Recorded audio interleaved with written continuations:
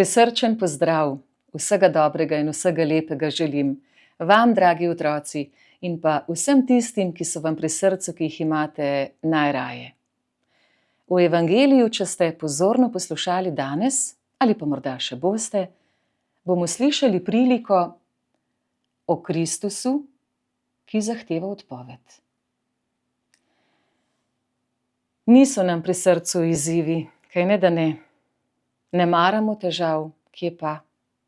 Želimo se čim bolj izogniti problemom. Radi bi zlahka, po lažji poti. Ko je enačba prezahtevna, pogledujemo, če so kje že vnaprej zapisane rešitve.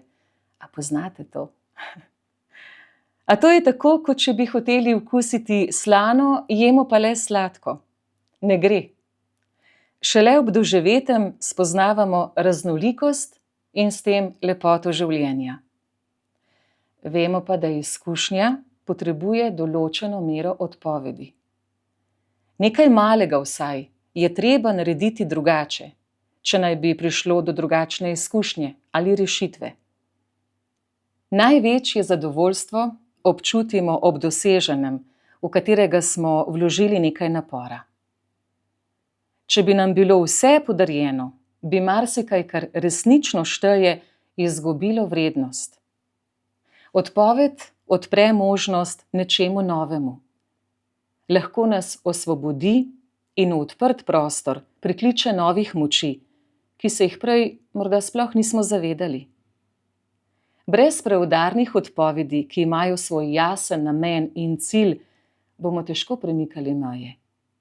Obstanemo na mestu in se vrtimo v krogu. Odpovedi odpirajo vrata še nepoznanim možnostim, z njimi pa vsaj za odtenek drugačnim kreacijam. Bog vemo, da je največji in nedoumljivi ustvarjalec. Neprestano Bog ustvarja, novo, drugačno. In verjamem, da je to prava pot. Pot življenja, ki ga začinijo radovednost, vedoželjnost, pogum in neomajna volja po odkrivanju. Zato odkrivajmo, gremo v akcijo.